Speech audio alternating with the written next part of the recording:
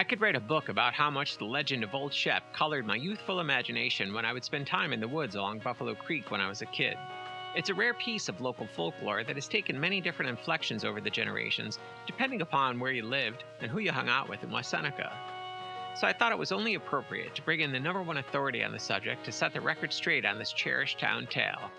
Jim Pace is a historian for the town of West Seneca, and when I was there a few weeks ago shooting the Small Town Western New York episode about the place, he took some time out of our shoot to tell me the tale in its entirety.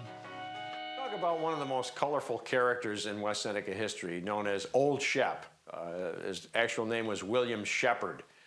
He, from what we can tell, came from Missouri, fought apparently in the Civil War. There's some records of that. And then after the Civil War, his family, the Shepherd family, became kind of like renegade former Confederates, similar to the Jesse James gang.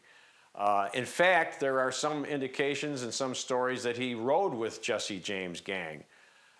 What happened, according to legend, is that at one of the bank holdups that he was involved in with Jesse James' gang didn't go so well for him.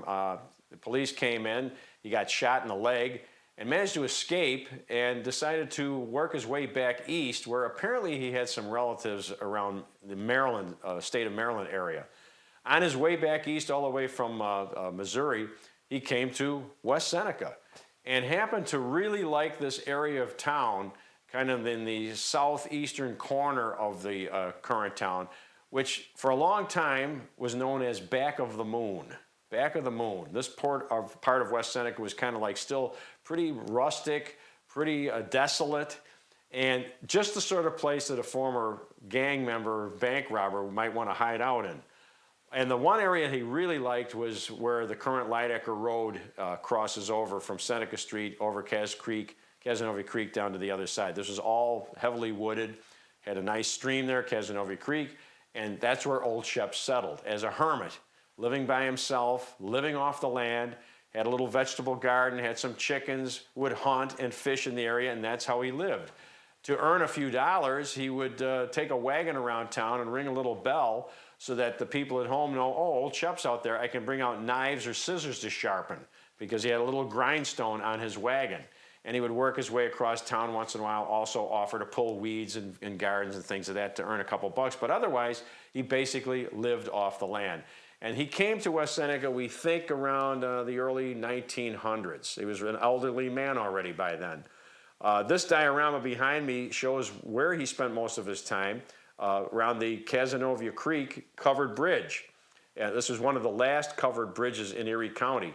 And he spent a lot of time there. Like I said, we have this diorama that shows him in his little campsite down there. He also lived in the woods. He built himself a kind of a lean-to or a little cabin out of scrap wood. As time went on, the land he was on was purchased by a family, a farming family, and this was on their land, and they were fine with it. They let him live there. Would actually help him out with hand-me-down clothes and things of that nature. But then the town found out about it and says, oh, you have another building on your property. We're going to have to raise your taxes. Well, Old Shep didn't want to inconvenience the family, so he put the cabin up on wheels and made it one of the very first mobile homes in West Seneca, just so they wouldn't have to pay taxes for that. So he lived quite well off the land until an elderly age. He had a saying every February. He would say, if I can live past March, I'll live another year. Well, March of 1933 came along. He had a fire in his cabin, and he died of his injuries on March 31st, 1933. Didn't live past March that year. We're not 100% sure how old he was. There's legends that he was 100 years old, that he was 90s or 110. I mean, all sorts of stories because his birth certificate doesn't show his birth date. He was going to be placed in a pauper's grave in St. Matthew's Cemetery.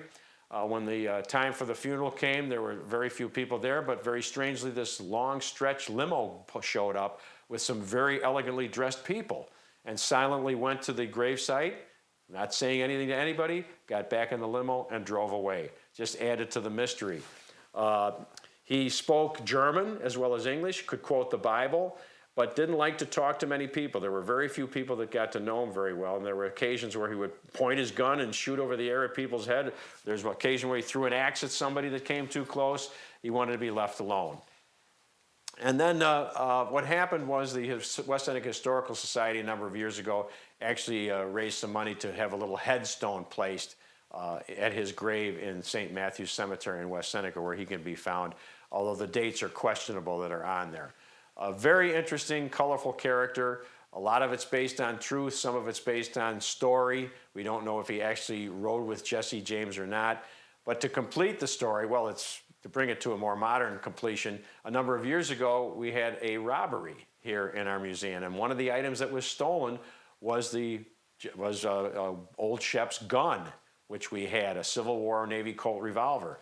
Well, thanks to some good detective work from the West Seneca Police, they hunted down these criminals who were preying on small museums like us, and we were able to get the gun back. And so the original gun that Old Shep had, that he probably used in the Civil War, is back on display.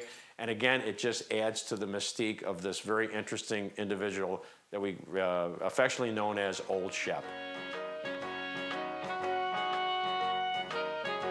Well, that's about it for this episode of the Small Town Western New York Companion Podcast. Thanks for listening, and remember to support the small towns of Western New York in any way you can. They're full of great businesses and people who'd love to see you in their towns. The Small Town Western New York Companion Podcast, the TV series, is a presentation of Discovering Western New York and A.A. Augustine Media Co. and can be found everywhere you listen to your favorite podcasts. Thanks for listening.